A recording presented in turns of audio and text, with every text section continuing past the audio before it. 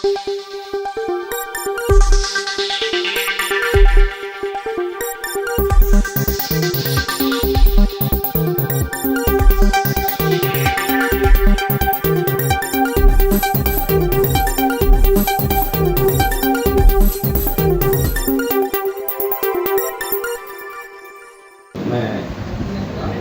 Channel का आभार करता हूँ, धन्यवाद देता हूँ और देखने वाले दर्शकों को भी नमस्कार। हमारे दर्शकों को जरा अपना परिचय बताएं। मैं हीरा सिंह यादव, संगठन अध्यक्ष जन स्वराज पार्टी भोपाल और इसके साथ साथ मैं अखिल भारतीय यादव महासभा का भी जिला अध्यक्ष हूँ।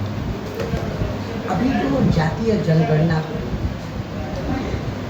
उसको आप किस जातीय जनगणना जो है, जातिगत जनगणना जो पहले भी बिहार स्तर पर कराई गई, लेकिन जिस ढंग से कराने के बाद इसका उपयोग होना चाहिए, सरकार जो है कि केवल पैसा इन्वेस्ट कर रही है और सरकार जो है कि इसको कार्य रूप में नहीं ला पा रही है, केवल बिहार का पैसा खर्चा हो रहा है। इसके पीछे मंशा सिर्फ है कि वास्तविक मुद्दों से सरकार जो है, या प्रदेश की सरकार हो या देश की सरकार, ये केवल मुद्दों से अपने आप को और इस देश की जनता को भटकाने का काम कर रही है। जिस तरह से कि माननीय प्रधानमंत्री जी और भारतीय जनता पार्टी का जातीय जनगणना का विरोध किया, सदन के अंदर और सदन के बाहर भी, लेकिन जिस तरह से इनकी साख गिरी, सदन में 400 पार का नारा लगा रहे थे, ये 240 पर आकर के फंस गए। ऐसी परिस्थिति में अब ये अपना धरातल तलाश रहे हैं, तो देख रहे हैं कि कौन ऐसे मुद्दे हैं जिसको पकड़ करके मैं पुनः स्थापित होता हूँ। और स्थापित होने का सबसे बड़ा कारण है कि बिहार की धरती से देश की राजनीति तय होती है और 2025 में बिहार विधानसभा का चुनाव होने जा रहा है। इसलिए देश के प्रधानमंत्री माननीय नरेंद्र मोदी जी और इनकी पार्टी ने आज जातीय जनगणना का समर्थन किया।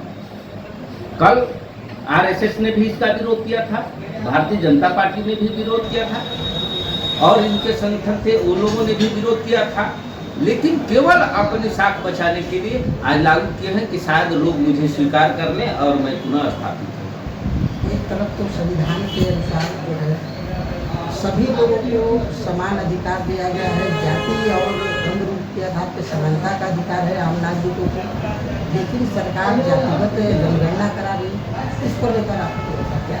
देखिए, जातीय जनगणना बाबा साहब ने जो संविधान के तहत और अपने आर्टिकल में जिस तरह से पिरोया है समानता का अधिकार, ये सत्य है, लेकिन यह भी उतना ही सत्य है कि शुरू से लेकर के पूरे दुनिया में रंग भेद की नीति जो है चली आ रही है और बिहार और इस देश में जाति आधारित जो एक उसको कहिए कि खाई बनी हुई थी, बाबा साहब के दिल दिमाग में आया कि जो गरीब शोषित वंचित समाज के लोग थे, जो सामाजिक आर्थिक रूप से पिछड़े थे, उनको आगे बढ़ाने के लिए एक इसमें जो है कि आरक्षण का प्रावधान है और आरक्षण के लिए किसी चीज को आप इम्प्लीमेंट करते हैं। यह मामला सुप्रीम कोर्ट में भी गया था, तो सुप्रीम कोर्ट ने कहा कि क्या आपने सर्वेक्षण कराया है? जनगणना तो बहुत पहले से होती आ रही है, हमारे देश में किसकी कितनी संख्या है, पुरुषों की है, महिलाओं की है और इसमें थर्ड जेंडर वाले लोग हैं वो कितने हैं, तो ये तो होते आता, लेकिन समाज में इस तरह से कर करके जिनके पास से सत्ता जाने लगती है ना, कुर्सियां से दूर होने लगती हैं, तो वो आने के लिए धीरे धीरे तलाश करते हैं कि किस समाज को किस बिंदु को लेकर के हम पकड़ें कि उसके प्रभावित करें, वो मेरे साथ आ जाए और मैं सत्ता में पहुंच जाऊँ। अभी बीजेपी पहले पार्टी जो थी, बीजेपी पार्टी पहले जातिगत जनगणना का विरोध कर रही थी, अभी बिहार में विधानसभा चुनाव होने वाला है और बीजेपी पार्टी अब जो है जातिगत जनगणना का समर्थन कर रही है, इसको आप कुछ देखिए, बीजेपी जिस तरह से नीतीश कुमार जी को लेकर के और सत्ता में बनी हुई है, बीजेपी जितना धौंस जमाती है कि हम अकेले ही कर लेते हैं, कर लेंगे या हमारी सरकार है, लेकिन इनकी औकात नहीं है कि अकेले लड़ करके कहीं पूरे देश में हर जगह क्षेत्रीय दलों को ले करके राजनीति कर रहे हैं और उनके सहारे चल रहे हैं। और नीतीश जी इस समय स्वस्थ नहीं, ये अस्वस्थ हो चुके हैं, बीमार हो चुके हैं। इसका एग्जाम्पल मैं नहीं कर रहा हूँ कि मैं केवल अपने मुंह से कह रहा हूँ। सदन के अंदर से लेकर के सदन के बाहर, अभी बहुत तत्काल में अमित जी के साथ में कार्यक्रम में एक महिला को पकड़ करके इधर से उधर घुमाने लगे। एक प्रदेश का मुख्यमंत्री इस तरह से कार्य कर रहा है, यह क्या शोभनीय है? सदन के अंदर माननीय नीतीश कुमार जी ने जिस तरह से नारी को लेकर के बयान दिया था, और वैसी स्थिति में क्या कहेंगे कि नीतीश कुमार जी मानसिक संतुलन खो चुके हैं, केवल इनको ढोया जा रहा था। अभी आप ललन सिंह का स्टेटमेंट देखिएगा तो यही ललन सिंह जब आरजेडी के साथ सरकार में आए थे तो भाजपा को पता नहीं क्या क्या इन लोगों ने नहीं कहा था। सम्राट चौधरी नीतीश कुमार को क्या क्या नहीं कहे, पगड़ी बांधे हुए जब तक से हराएंगे नहीं, इनको मुख्यमंत्री से हटाएंगे नहीं, तब तक पगड़ी नहीं खोलेंगे। ये सब क्या नौटंकी लोग कर रहे हैं? ये सब जितने लोग हैं सिर्फ नौटंकी कर रहे हैं सत्ता में आने के लिए। ये लोग कभी बिहार के गरीब और मजलूम लोगों को, असहाय लोगों को ऊपर उठाने की बात नहीं कर रहे हैं कि कौन सा कार्य करें।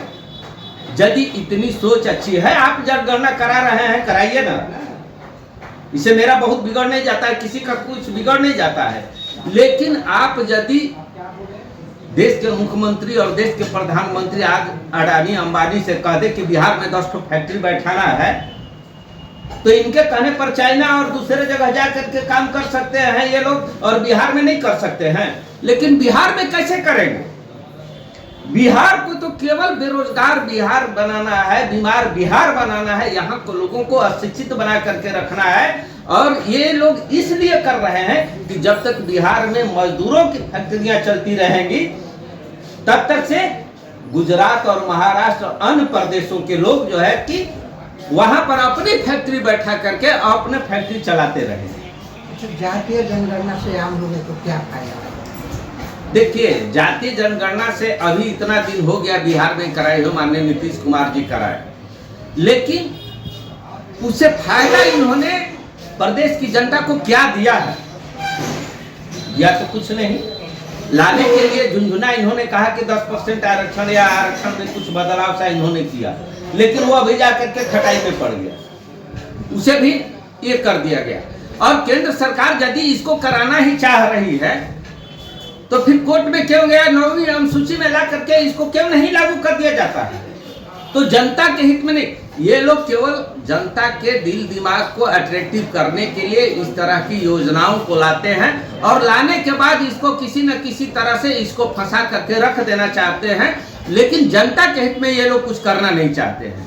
नहीं तो मैं ये डंके की चोट पर कह रहा हूं कि यदि शिक्षा की व्यवस्था में आप परिवर्तन लाना चाह रहे हैं तो जो बच्चों के लिए बैग आपने व्यवस्था विद्यालय में किया है, वो बैग मात्र 500, और उसमें जो किट है, कापी किताब है, 500 रुपए का है, और उसको कितने में 2000 में दिया गया है। बेंच डेस्क जो सप्लाई किया गया है वह मार्केट में 1800 से 2000 के रूप में बन जा रहा है, लेकिन सरकार के माध्यम से सप्लाई हुआ है 5000 में हुआ है। उतना ही नहीं, जो लाइट की, सोलर लाइट की व्यवस्था है, जो मार्केट में 17000 में मिल रहा है, सरकार उसे जो है कि 32000 में दे रही है। तो कल तक जो लूट और करप्शन निचले स्तर पर था और संविधान के तहत सत्ता का विकेंद्रीकरण था कि निचले ब्लॉक स्तर पर, जिला स्तर पर टेंडर होता था, उसको लेकर के लोग काम करते थे।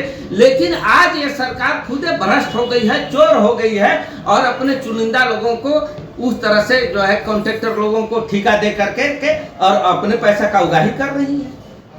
इसलिए मैं स्पष्ट तौर पर, मैं डंके की चोट पर कह रहा हूं। अभी शिक्षा की बात आई और इस तरह की बात आई, जनगणना का एग्जाम्पल आपको मैं दे रहा हूं कि 3 की मैथ की परीक्षा 9-10 क्लास के लिए पूरे बिहार में 262 सीटें थी, और 262 सीटों में बिहार के मात्र 63 बच्चे हैं, 199 बच्चे जो हैं अदर राज्य के हैं। तो आपको पॉलिसी बनाने या बहाली करने का फिर मतलब क्या हुआ? मात्र 62 बच्चों के लिए आपने पूरे बिहार में कितने रुपए का व्यय किया, लेकिन लाभ कितना हुआ? आपने लाभ तो 199 बच्चों का दे दिया दूसरे प्रदेश के लोगों को। तो हमारे नेता का कहना यह है, माननीय प्रशांत किशोर जी का कहना यह है कि आप कोई भी चीज यदि लागू करते हैं तो बिहार के हित में कीजिए ना, बिहार की भला के लिए कीजिए ना। लेकिन ये लोग सिर्फ दिखावटी कर रहे हैं, दिखावापन इन लोगों में ज्यादा है, करने की मंशा नहीं है। नहीं तो हम तो मांग करते हैं, डंकी की चोट पर मांग करते हैं कि डोमिसाइल नीति को लागू किया जाए बिहार में। बिहार के बच्चों के, बिहार के बेरोजगार लोगों के लिए उनके हक का हकमारी क्यों किया जा रहा है अन्य प्रदेश के लोगों को लेकर के? हम बाहर में जाते हैं तो बिहारी कर करके अदर प्रदेश के लोग जो है कि हमको अपमानित करते हैं, और हम पूरे देश के लोगों को अपने यहाँ लेकर के सरकार के माध्यम से इस तरह से करें, यह गलत चीज। इसका हम और हमारे नेता विरोध करते हैं।